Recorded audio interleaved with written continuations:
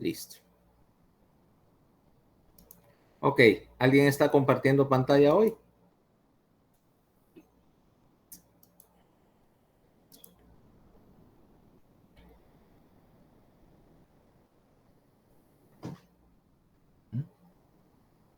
¿Alguien está compartiendo pantalla hoy? Pareciera que Creo que nadie, doctor. Ok. Recuerden que a la 1 vence el plazo para entrega de trabajos. Creo que tengo 4 de los 5, pero había uno que había mandado a revisar. O sea, que me dieran la versión definitiva. Doctor, el de excitotoxicidad ya quedó, ¿verdad? Creo que ya le mandó el correo. Déjame ver si lo manda, déjame ver cuáles están mandados.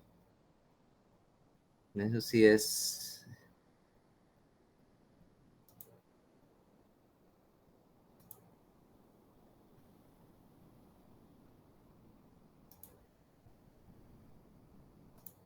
Ciclo de mentiras. Luis Carlos. Grupo de exitotoxicidad. Sí, ya están. Ok, ya está. Muchas Ya gracias, está. doctor. Porque los otros, a ver, déjame ver que tengo archivados los otros que ya había contestado. Archivo.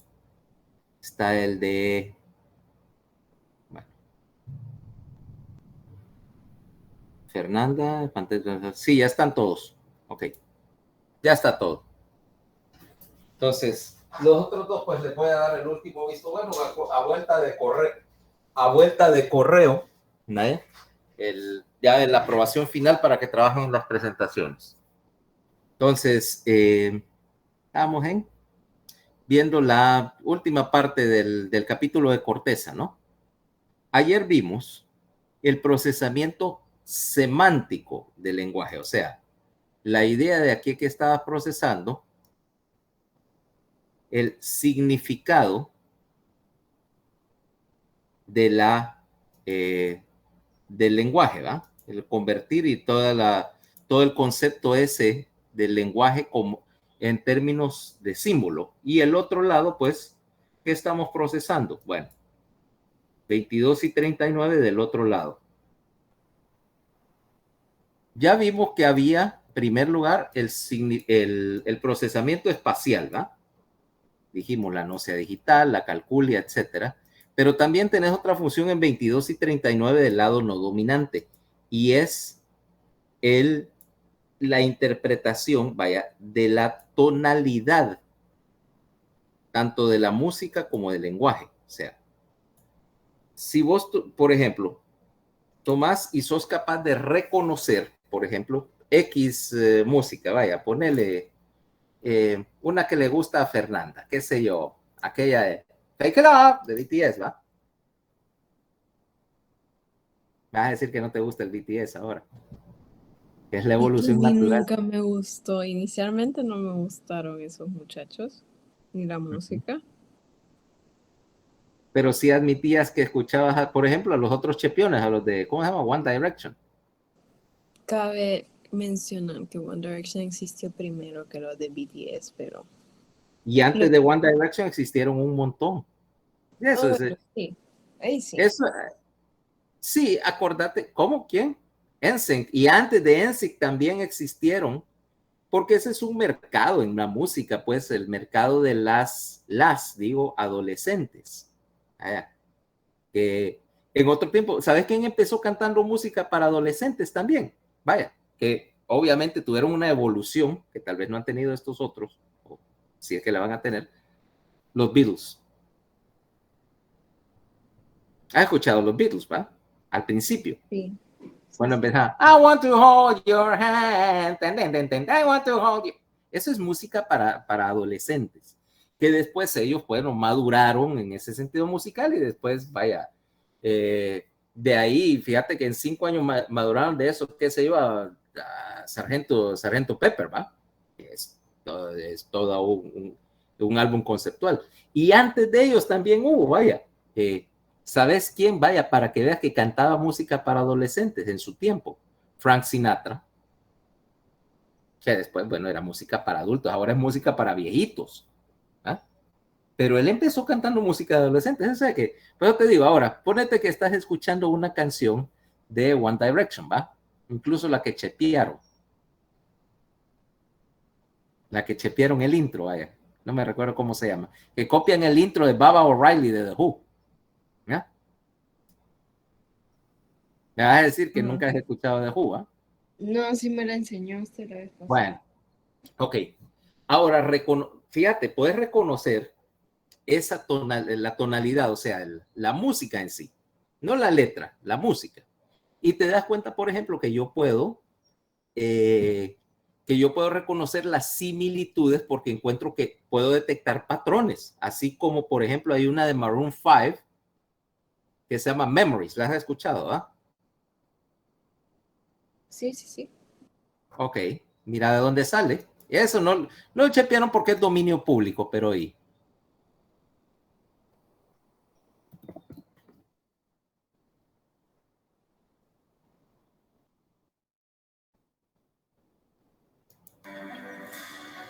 Un poquito más adelante. Aquí.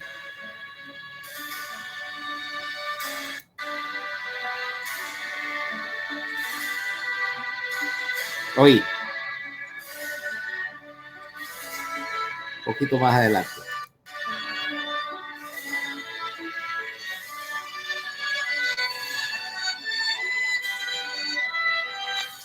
Reconocer la similaridad, por ejemplo. Sí, ¿no es esa la canción que usan en los bodas? Exactamente.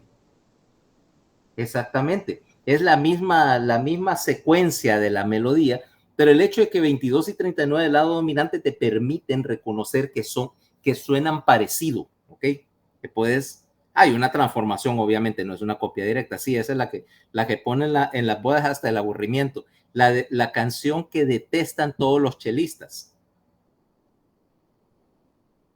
¿Sabes por qué? Va? Porque como ellos tienen la línea de bajo y la línea del bajo es tum, tum, tum, tum, tum, tum, tum, tum. Tan repetido durante 518 veces. Es la cosa más aburrida que hay, ¿ok? Si sos un bajista. Ahora, te das cuenta, estás interpretando los sonidos que no son música, que no son lenguaje. Por eso te dije, la pérdida de 22 y 39 del lado dominante te va a dar un trastorno que se llama amusia, que vos puedes reconocer tal vez que es música, pero no sabes qué es. O sea, todo te suena igual. ¿Okay? Parecido a One Direction, diferente, perdón, de One Direction o de Mana, que es eso, porque esos todos lo tocan igual. ¿Va? Es diferente. Ya, no hablemos de eso mejor. Te estoy destruyendo la adolescencia también. Primero No infancia, ahora adolescencia. No, vamos mal. y no te estoy destruyendo la edad adulta porque apenas acabas de entrar en ella, sino también. Ok. La otra cosa que estás interpretando en 22 y 39 del lado no dominante es la tonalidad del lenguaje. ¿Okay? Ya hablamos un poquito de ella. Pero también, por ejemplo, tenés el caso de que nosotros no entendemos o no nos cae de entrada porque no usamos un lenguaje tonal. Pero si hablaras, por ejemplo, mandarín o cantonés, en cantonés creo que hay 4 tonos y en mandarín hay 6. O sea, puedes pronunciar la misma sílaba, el mismo carácter de 4 o de 6 maneras diferentes y el significado cambia. Lo cual a veces te trae problemas. Por ejemplo, si has ido a Estados Unidos a un restaurante chino, te das cuenta que los menús generalmente están en chino, ¿ah? Está traducido, obviamente. Pero entonces vos venís y te las querés tirar de que sabes mandarín, entonces venís y le decís al mesero, ¿va? ¿Qué va a ordenar? Y vos te tratás de pedir en chino. Y el mesero solo dice, excuse me, y se va a la cocina, ¿sabes a qué? A reírse A reírse, pero porque le acabas, qué sé yo, de pedir llanta frita en salsa de estiércol o alguna estupidez similar. O peor aún, regresa con el cocinero que trae una chita en la mano y decir, ¿qué es decir usted de honorable señora mamá? Clásico. clásico, ¿ah? Ok. Entonces, la pérdida y el tono en el lenguaje, aparte de lo que llamamos diacrítico, por ejemplo, dos cosas que suenan similar, ¿ok? O que se escriben similar, pero se pronuncian diferente. Por ejemplo, en español no es tanto, pero en inglés, por ejemplo, bass, que es un pescado, y bass, que es el instrumento musical, ¿va? Son dos cosas totalmente diferentes. Se escriben igual, pero si no pudieras interpretar la tonalidad o la pronunciación, estás frita, ¿va? Y el hecho de que esa diferente manera de pronunciar también implica la connotación de lo que estás hablando, o sea, el estado de ánimo, el tono emocional de la otra persona, que también es necesario para poderte comunicar. ¿Ok? Entonces ahí estás, o sea que la interpretación del lenguaje, el significado del lenguaje es dominante, pero la interpretación completa realmente es bilateral. ¿Ok? Ahora, el hecho de que, por ejemplo, en este momento vos estamos tratando de sostener una conversación, bueno, lo que pasa por una conversación a través de internet, y vos estás procesando el significado de las palabras, pero acordate que ahí es donde entra el segundo componente de lo que vamos a llamar el triángulo del lenguaje, que es 21. 21 es el diccionario, es tu diccionario personal, en este caso de palabras, en el otro caso de sonidos, ¿ok?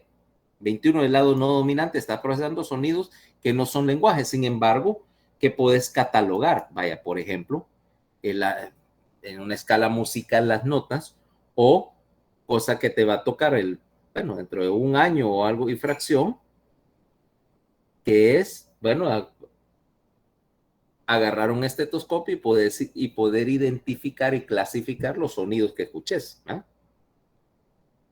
Que una vez que tu oído sea educado para eso, podrás distinguir, por ejemplo, entre el soplo de alto flujo, por ejemplo, en una anemia severa, por ejemplo, del retumbo, del soplo retumbante que tiene una estenosis de la válvula mitral o de la válvula tricutil, aquel sonido de baja presión retumbante que dice en las estenosis tricuspidias.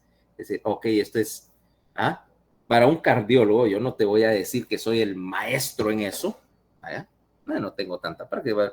Un cardiólogo, por lo menos de la escuela antigua, decía, sí, es tal cosa, ¿va? En 2 segundos. 2 segundos, y decir, si es, incluso decirte qué tan grave era de acuerdo a la intensidad del sonido o al hecho de que si tenía una vibración, si sentías una vibración, e incluso al poner el estetoscopio, lo que llama un trill, ¿verdad? Mira, ese tiene un trill, es un soplo de esos que implican una lesión grave, esa clase de cosas. Ahora, en 21, que me interesa el lado dominante, tu diccionario personal. ¿Qué sucede si vos lesionás la memoria de la palabra?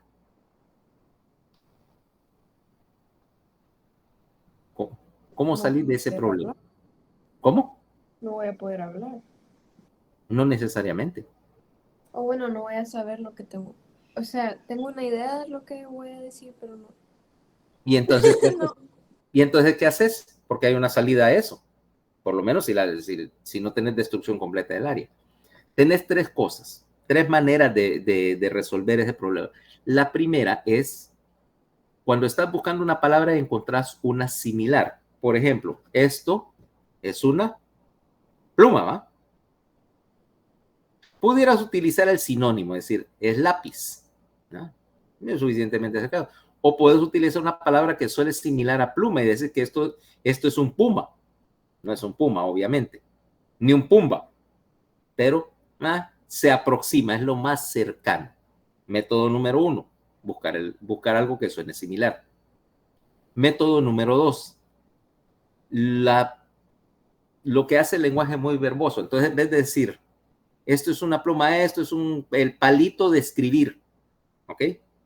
Que es una descripción bastante aceptable.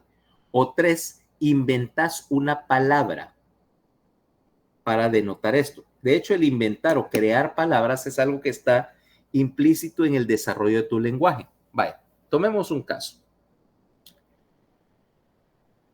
por allá, cuando empezaron a aparecer los primeros iPads aquí, empezaron a vender los primeros iPads por ahí por 2009 o algo parecido. Viene y está, no, que el iPad, que no, que tendrán de interesante esa cosa. Entonces, bueno, lógicamente dice, hay un juguete nuevo en la tienda, voy a comprarme el juguete nuevo. Llegó a la casa con el iPad. Y entonces vos sabés, lo tradicional, lo conectas a ponerlo a cargar y estás conectando, poniéndole la clave del internet y descargando aplicaciones, actualizaciones. Llega Emilio, que tenía como 3 años. Papá, ¿qué estás haciendo? No, mira mi juguete nuevo. Ya viene Emilio, mira. Pasa el dedito, ya sabes. Se queda viendo. Me dice, es una tabla computadora. Él no sabía que se llamaba iPad, nunca había visto uno. Pero creó la palabra en el momento. Y es cierto, parece una tablita y es una computadora de algún tipo, ¿no? O sea que es perfecta. Estás utilizando reglas de lógica para crear una palabra y lo puedes hacer si no tenés la palabra.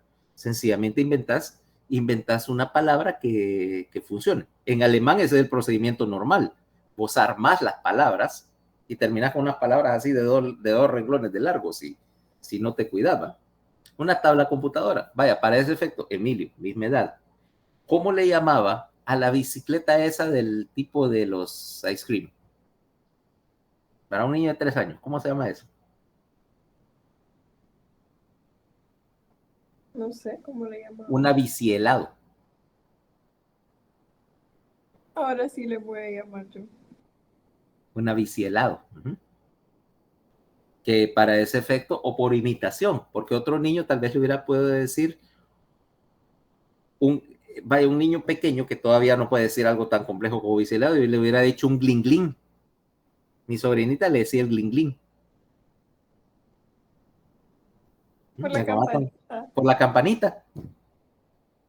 Por la campanita. No sabía o todavía no tenía la capacidad para hacer una frase completa, o sea, la bicicleta del paletero, un gling gling. Porque tenés la capacidad, de hecho, de crear o de reemplazar una palabra por otra. ¿Okay?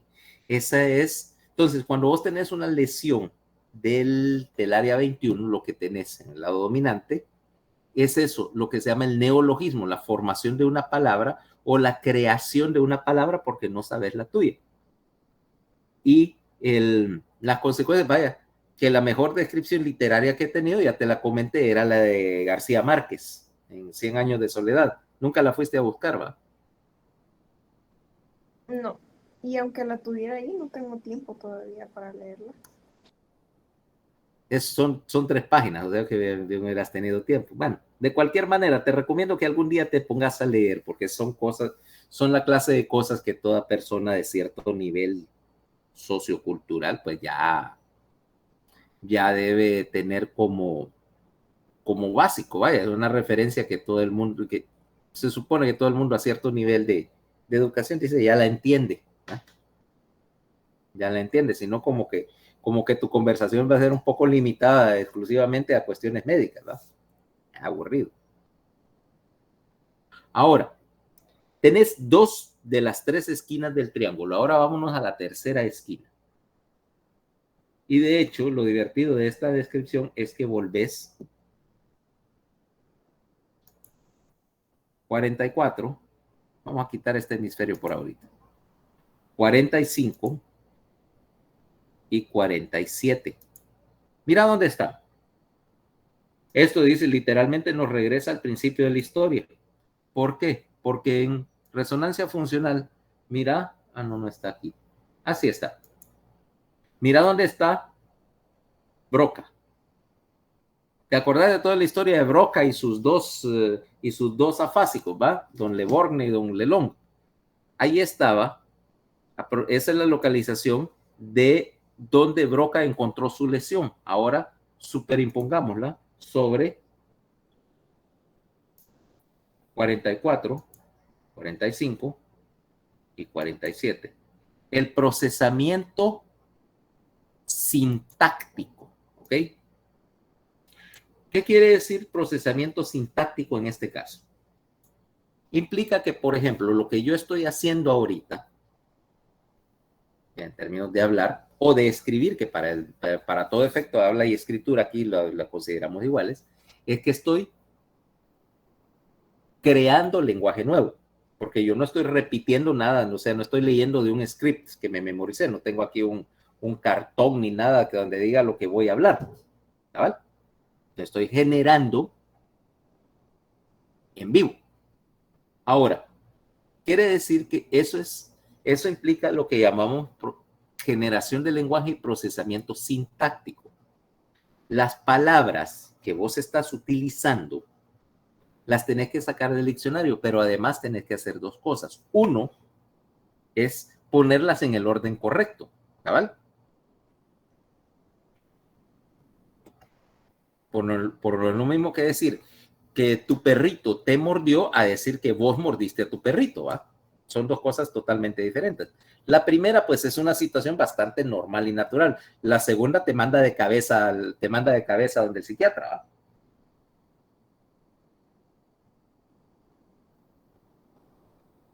¿Cómo se trabó? Que me trabé. Que no es lo mismo que decir que tu perrito mordió a Fernanda a decir que Fernanda mordió al perrito, ¿va? La primera es una cosa normal. La segunda te deposita donde el psiquiatra. Sí.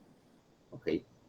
Eso es sintaxis. O sea, el hecho de que todas las lenguas de la Tierra tienen en general un orden y que, por ejemplo, en español, igual que en inglés, el orden más común es sujeto, verbo, objeto de la acción, ¿va? Esa es la manera normal de hablar. Vos podés procesar alteraciones del orden y de repente pudieras entender o sacar significado si no hay mucha ambigüedad y entonces yo como yo da a hablar. Pero lenguaje semejante raro es, ¿no?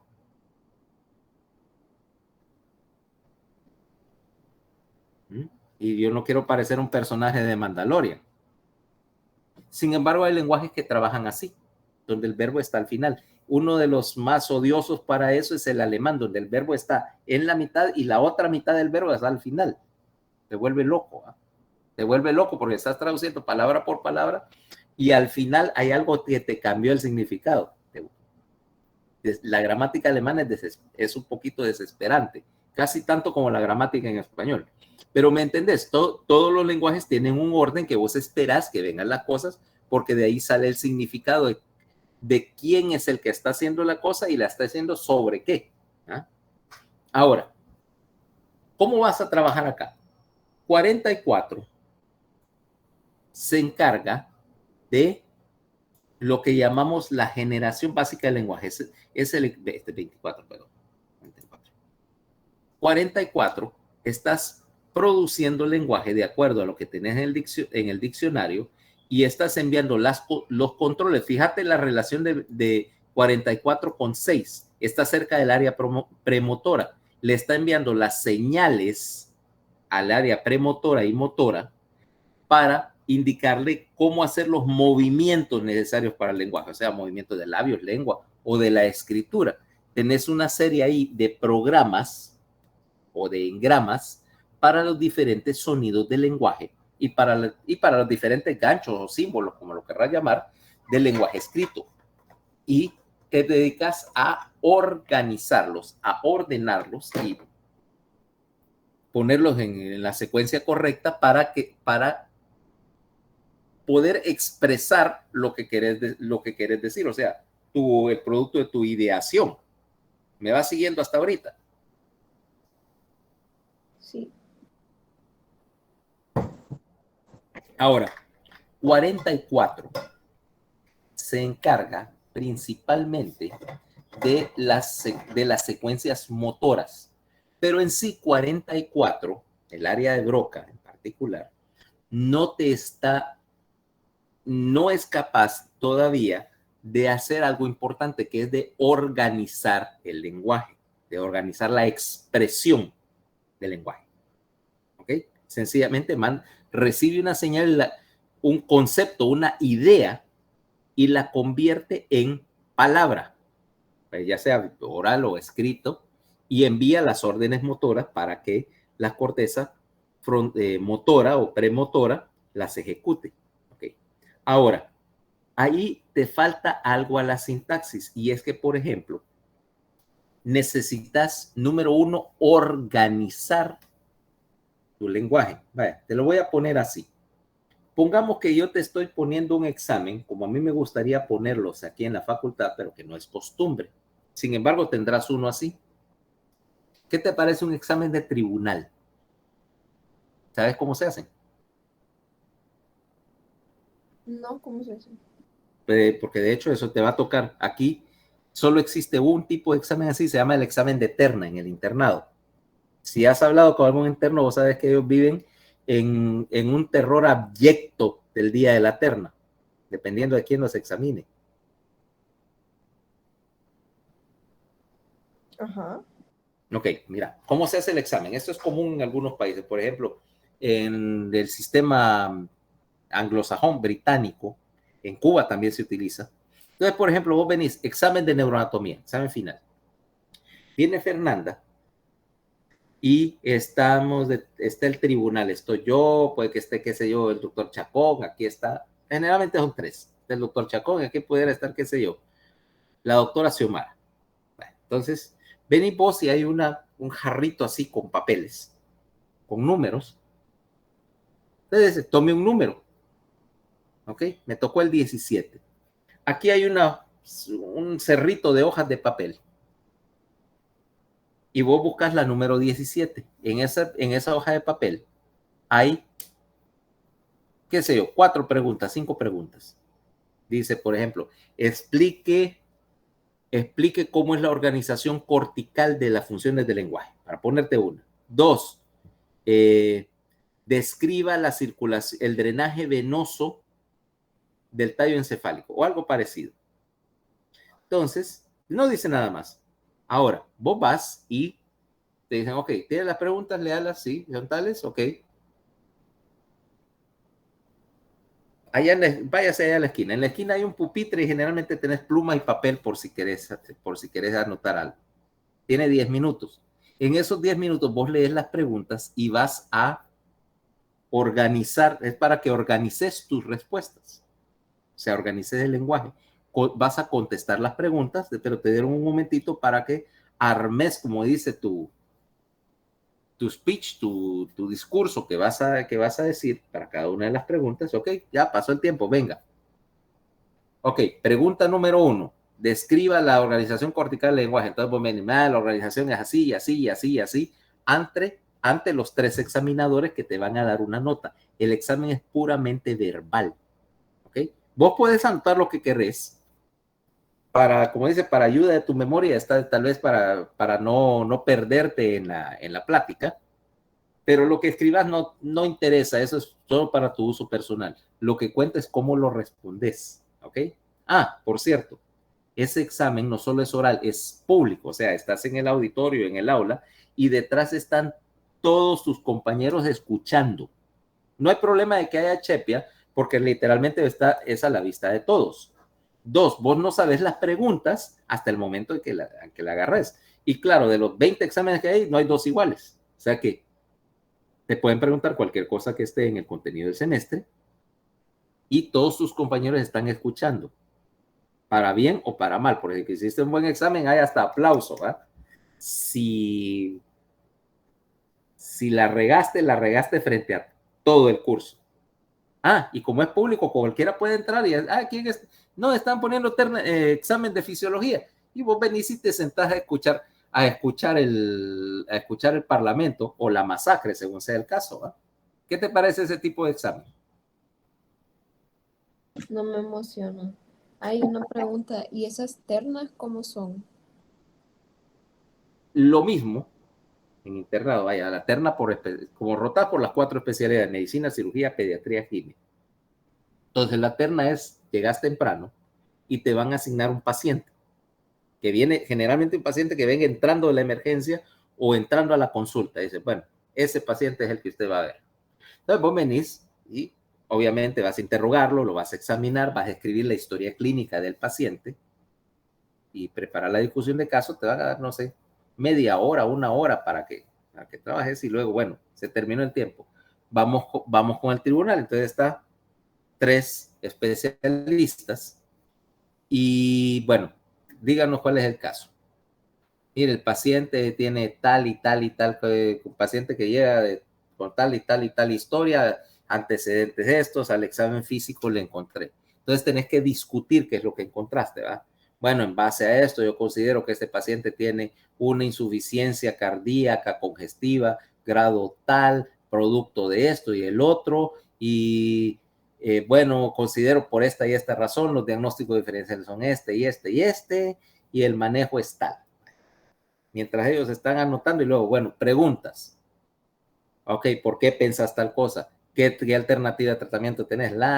O sea, ¿qué examen de laboratorio le vas a pedir si no le has pedido? Etcétera. Y después de eso viene y te van a hacer preguntas. Ok, discutido el caso. Entonces te empiezo a preguntar, ¿qué sé yo en medicina interna? Estás en la terna de medicina, viste ese paciente y dice, ok, dejemos la insuficiencia cardíaca. A ver, háblame ahora, te voy a empezar a preguntar y háblame cómo se maneja, qué sé yo, un diabético tipo 2 con obesidad de tanto y con obesidad de tanto, el tal índice de masa corporal que tiene esto y esto. A ver, ¿cuál es tu opinión? Y ahí raca, hasta donde la terna considere que ya te examinó. Eso te va a tomar 2 o 3 horas y luego pues van a promediar y te van a dar una nota de terna. Y eso también se hace en cuarto año, en lo de No, y eso es eso. para internado. Ese ¿Y es, para cuarto año? ¿Qué sería? normalmente te ponen exámenes regulares, escritos. Un examen escrito y en semiología hay un examen práctico con paciente. ¿Ok? Para ver tu técnica de examen y tu técnica de interrogatorio, pero no se te exige que hagas diagnóstico ni que sepas todavía hacer manejo. Eso es de quinto en adelante. Pero en séptimo año, acordate que esa terna es tu salida, literalmente, ese es tu pase de salida de la Facultad de Medicina. Tenés que pasar, si pasaste las 4 ternas y tus 4 rotaciones, al final de tu última terna, básicamente terminaste tu carrera, o sea, vas para el social y ya se considera que vos sos médico, o sea que ya deberías saber lo que debe saber un médico. ¿Okay? Ok. Entonces, el problema de la terna es que, por supuesto, depende un poquito también de tu suerte. ¿Qué tal si ese día están entrando a la emergencia y están entrando puros macaneos viscos, ¿va?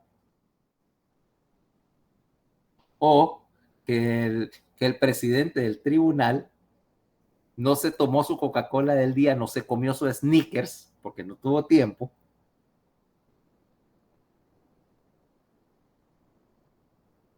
Y ay Dios, va. Ay, Dios, sí. Bueno, no es tan, normalmente no, ya aquello de las ternas arbitrarias ya afortunadamente es cosa del pasado, pero sí, esa era generalmente el problema. Mira, sin embargo, yo me divertí en la mayoría de mis ternas, en particular la de medicina.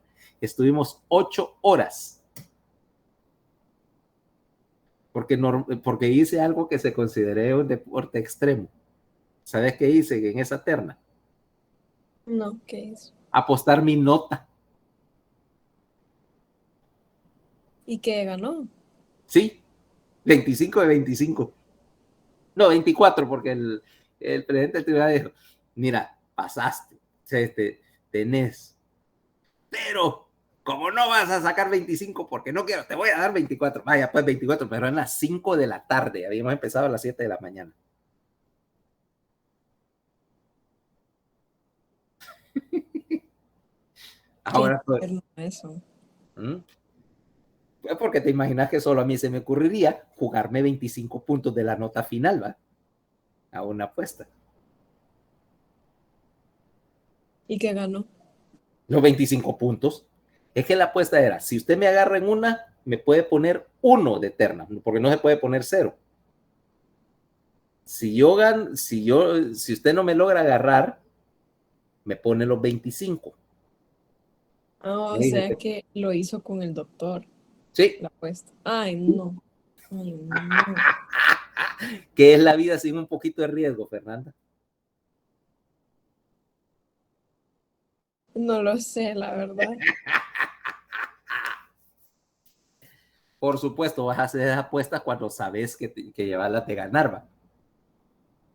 Y yo no es que no me puedan agarrar en una, pero les va a costar, ¿ok? Porque yo no llegué en ese momento a donde había llegado en la Facultad de Medicina por ser el que sacaba de los 60 pelados, ¿va? Sabía lo que estaba haciendo, lo único que por supuesto para ponerle un poquito de diversión, y yo sabía de cualquier manera que iba a pasar sin la terna, ¿va? Yo iba a pasar con promedio bien bajo, pero yo ya sabía que estaba esencialmente pasado, pero para hacerlo más divertido. ¿Y sabes qué es lo más divertido? Saqué la nota más alta de toda mi promoción en medicina interna. Eso sí, me costó todo el día. Más bien le costó a mis compañeros, porque como yo estaba de ahí jugando a los debates durante todo el día, mis compañeros tuvieron que pasarme visita, hacer las recetas, hacer las interconsultas, hacer todo mi trabajo del día. Cosa que a mí me fascinaba también, porque quería decir que no tenía que hacer todo el trabajo de esclavo, sino que estaba muy feliz discutiendo tonteras con los especialistas. A ver si tal vez dentro de 7 años nos vemos en una terna y tal vez te animas a apostar algo. No, no creo. Qué aburridos son las de esta generación de niños. Ok, ahora, en ese tipo de examen, obviamente que te das cuenta que vos tenés que organizar tu respuesta, ¿va? No puedes, a menos que que tengas mucha habilidad, va a ser muy difícil que vos vayas a decir el examen, ¿no? Y te dices, no, 10 minutos para contestar. No, empecemos, ¿va? No, empecemos de una vez. Yo ya aquí, vámonos por el orden de una vez para salir rápido. Es muy difícil, a menos que tengas muy buen dominio de la situación. También lo hice para mi examen de cuarto año de residencia. Es decir, no, ni discutamos, esto está claro, vámonos. Porque era, de hecho, el examen vi que casi todas las preguntas venían sobre tumores. Y esa es, en neurocirugía, es la parte que más me gusta. Entonces, esta me la sé, vámonos. Y la podía cantar a capela, ¿va?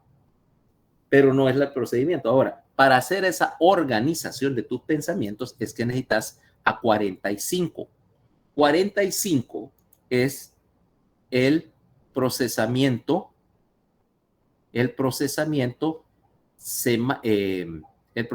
sintáctico y la generación de palabras. ¿Por qué? Porque considera una palabra típica. Por ejemplo, decir termo. Te sabes la palabra base, pero yo puedo modificarla, ¿no? Y decir termos o termitos o termotototes si tuviera uno de 5 galones, ¿va? Estás modificando la palabra. Cuando modificas una palabra, la estás generando nueva. La modificación es nueva, o sea, así como decir, por ejemplo, como te decía, en alemán, que vos puedas agarrar una palabra y encadenarla así como que es trencito, como que es un trencito para hacer una gran palabra que quiere decir que es un compuesto, vaya, qué sé yo, decirte una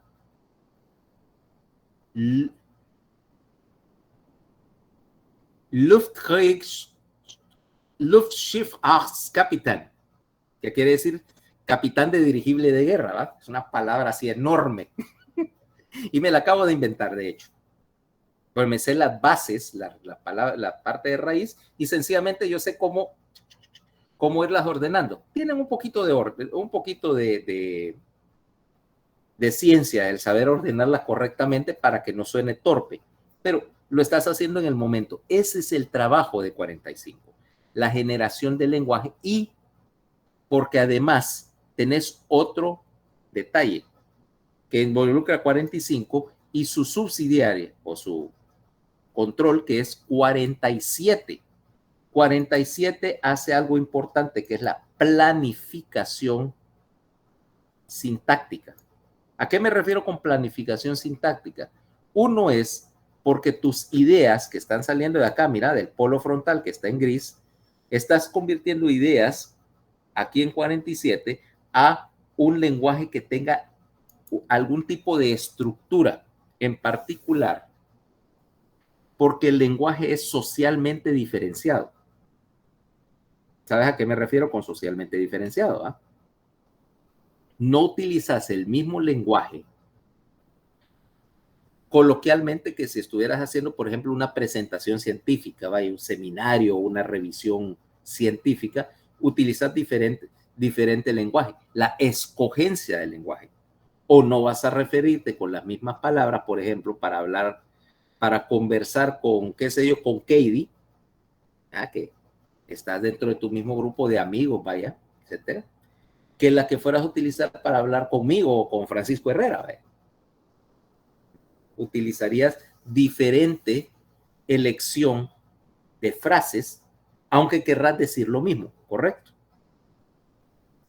¿Ves la diferencia, por ejemplo, con un niño pequeño que todavía no maneja esa diferenciación? Y los niños en ese sentido digo que son democráticos, porque utilizan el mismo lenguaje con todos.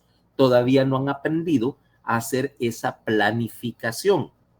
O si le pedís a un niño pequeño, 6, 7 años, que todavía no tiene el dominio completo, y les pedís que escriban una historia o que te digan algo, y te das cuenta que tienen un montón de saltos lógicos y que aquello es medio desorganizado, la manera en que ellos explican las cosas. Precisamente porque todavía les falta ese nivel de decir, bueno, ¿cómo voy a organizar mis pensamientos? ¿Cómo voy a generar lenguaje y utilizar las palabras adecuadas, no solo para decir lo que yo quiero decir, sino además en el contexto que yo lo quiero decir, en el contexto social, por ejemplo? No sé si me entendieron esa secuencia. De 47 que planifica a 45 que organiza el lenguaje y de hecho genera y modifica palabras, o el orden de las palabras a veces, si eso tiene significado, a 44 que sencillamente las convierte en algún tipo de señal o de orden para el sistema motor, ¿ya? O sea que hay una jerarquía, igual que como había una jerarquía para los movimientos arriba en los sectores motores, aquí también una jerarquía para las áreas del lenguaje. ¿Cabal? Otra vez. ¿Mm? Y así no te oigo. Otra vez. Otra vez. 47 planifica, ¿ok? O sea, acordate que el lenguaje tiene que salir de alguna idea, de tu polo frontal. Se lo pasas a 47 que planifica y escoge cómo vas a expresar tu idea. ¿Mm? ¿Qué palabras vas a utilizar? De acuerdo también a quién le estás hablando. Yo le puedo hacer esta misma explicación, qué sé yo, me invitaran a explicar esto que a los niños de la clase de Emilio y utilizaría otra construcción y otras palabras que las que utilizo aquí para la clase de neuroanatomía. ¿Cabal? Ajá, hay Ahora, una pregunta. ¿cómo? De esto, de lo que hemos estado hablando ayer y hoy, es básicamente de los fascículos que hemos visto. No, estamos hablando de las áreas corticales, los fascículos ya están conectando. Porque recuerdo que había un fascículo de, bueno, había unos triángulos ahí del lenguaje. De eso estamos hablando, pero hablamos primero de los cables que lo conectan y ahora de las áreas que están siendo conectadas. Ah, ok, ok. Bueno, 47 le pasa el resultado de su planificación a 45 que va a armar lenguaje. ¿Okay? Va a utilizar y decir, ahora, ¿en qué orden pongo las palabras? Para darme a entender. ¿Y cómo puedo cambiar una palabra? Vaya, utilizar cosas como diminutivos o aumentativos o un plural, según sea el caso. Y luego pasar ese lenguaje con esa secuencia que ya construí para expresarme a 44, que es el área de Broca. 44 convierte esa secuencia en señales para que ejecutes los respectivos movimientos, ya sea del habla o los movimientos de la escritura. ¿Okay? O sea que hay una jerarquía de planificación a organización a ejecución del lenguaje. Ahora sí. Sí, ahora sí. Ok. Ahora, ese es el lado dominante. ¿Y el lado no dominante? El que no procesa el lenguaje.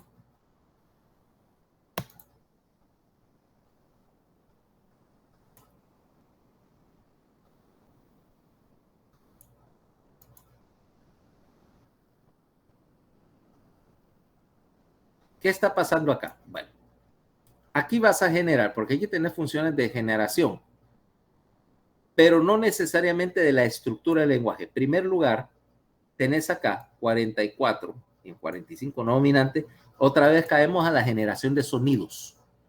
Ahora, a la música. ¿Vos podés generar música, Fernanda? No, Claro que sí. con un instrumento tal vez. Podés, o sea, que no podés cantar. Sí, se puede. Ok. Ok, bueno. Con un instrumento es el equivalente de la escritura. Estás tener los movimientos. Ahora, estás generando, porque cuando interpretas un instrumento, ponele, agarras tu guitarra, empezás a hacer música, estás necesariamente controlando acá los movimientos de los dedos para ejecutar música. Además, estás pudiendo traer de tu diccionario de 21 no dominante, de tu diccionario de diferentes sonidos, cuáles sonidos van y en qué orden. Ahora, eso es uno. Dos, vos podés crear música que no existía antes. O sea, componer música. Yo no puedo, pero tal vez otra gente que tenga creatividad artística sí podría. Sí podés, porque de repente vos empezás y se te mete un sonidito en la cabeza. Empezás. Es música, no es, obviamente no va a ser ninguna sinfonía, pero estás generando la música porque nadie la había hecho antes. Es nuevo, ¿ok? Yo no dije que ibas a escribir, qué sé yo, el rival de la novena sinfonía. Y por supuesto, si tenés entrenamiento y creatividad, necesitas las dos cosas, sabes componer, que puedes componer, qué sé yo, todo un concierto. ¿Eh? ¿Eh? Es cuestión sencillamente de que vos no estás todavía educada en ese sentido, o sea, no has ido a la escuela de música, pero supongo que mientras más aprendes música, más se te van ocurriendo. O sea, yo, si nunca he escrito nada en mi vida, difícilmente se me ocurriría escribir algo. Ahora, como yo he tenido experiencia escribiendo, probablemente eso me ayuda a escribir alguna cosa, vaya a escribir un cuento o un poema. Bueno, lo mismo con la música. Depende un poquito de qué tanto lo hagas. Ahora, y de hecho 47 de ese lado, vaya, de ese lado no dominante, se podría encargar de crear sonidos, le hacen en este caso musicales, nuevos.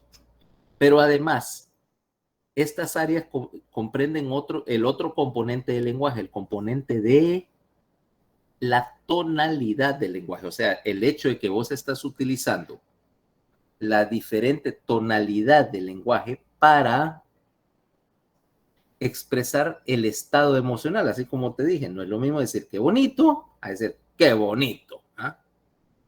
O el tono sarcástico, ese tono sarcástico que utilizan generalmente las mujeres. Bueno, va a hacer tal cosa. Haz lo que querrás. Que es una manera de decir, mejor ni se te ocurra hacerlo. Yo igual lo voy a hacer. Conste.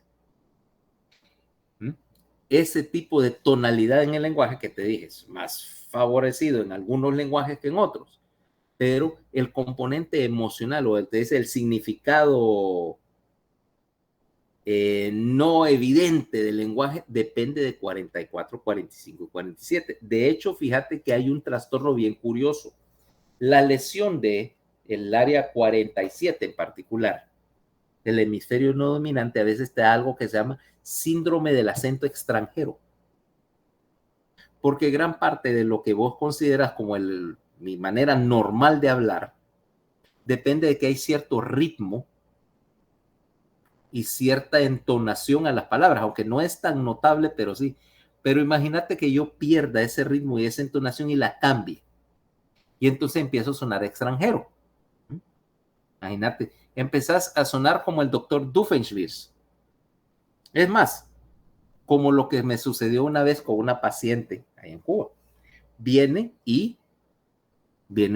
Tengo una paciente, bueno, la historia es, señora se resbala en la ducha de la casa, se golpea la cabeza, y entonces señora viene, tenía una María, no sé qué, era una un nombre común. Pero señora viene hablando bien raro y que no sé qué, y hablar raro y trabar y no terminar yo de entender por qué tener tono extraño. Y yo, ¿será que tiene una contusión de la base del frontal? ¿No? Ingrésenla. Bueno, ingresan a la señora. Pero yo no tengo nada, no duele nada. Usted se va para adentro, después averiguamos. A la mañana siguiente, viene el profesor y me dice, este paciente que empieza a hablar con la paciente. Bueno, que yo me golpeé cabeza, que no sé qué, que nada. Y me dice, ¿por qué le dice no? Que está hablando raro. Y me dice, serás imbécil, indio tal por cual. Resulta que la señora era búlgara, era de Bulgaria. ¿Okay? Había ido a vivir a Cuba hacía muchos años, se casó con un cubano y agarró el apellido de él y trabajaba de traductora. Traductora obviamente del búlgaro al español, pero nunca se les quita el acento. Ese es el equivalente de un acento gringo que nunca se te termina de quitar. Y la señora hablaba raro porque utilizaba parte de de la estructura de su idioma, que es diferente, y de la pronunciación, y entonces sonaba y hablaba raro, pero no tenía ningún defecto, sencillamente era que no hablaba muy bien el español, pero no perfectamente, y sonaba extranjera. Y claro, como por su apariencia física, ni por su nombre yo hubiera sospechado, entonces la había ingresado por gusto. Entonces me dice el viejo, despáchala ahorita. ¿Y qué le pongo de diagnóstico? Ponele que es búlgara, pedazo de idioma, para que veas que fácil uno se puede confundir con un acento que no, yo lo estoy exagerando, pero no era tan fuerte, pero sí no sonaba, definitivamente no sonaba cubano. ¡Qué sorpresa! Cosas que le pasan a cualquiera. ¿Va? Entonces, la lesión de 47 de ese lado te da dos cosas. Uno es la incapacidad, obviamente, de crear música o de ejecutarla. Y dos, te cambia el ritmo y la pronunciación en ligero grado, de tal manera que aunque tu lenguaje suena extranjero, a pesar de que conste cuando tengas esos trastornos del acento, el contenido del lenguaje no está afectado. O sea, lo que dice tiene sentido, tanto en el sentido tanto en una versión de qué es lo que quiso decir, como en la gramática del lenguaje está perfecta, pero el acento o la pronunciación se trastorna completamente. ¿Qué te parece? Interesante. Ok, ahora, bueno, aquí terminamos con la parte de la corteza. Mañana entonces vamos a ver el sistema nervioso autónomo. Lástima que hoy ¿cómo se llama? Hoy la internet estuvo fallando. Por suerte vino como 5 minutos antes de que le viniera que le llegara el mensaje. Pero, bueno, entonces mañana sistema nervioso autónomo. ¿Preguntas para que se vayan ahí a sufrir en embriología? Por mi parte, no. Ok, entonces mañana seguimos con el tema respectivo. ¿Okay? Bye.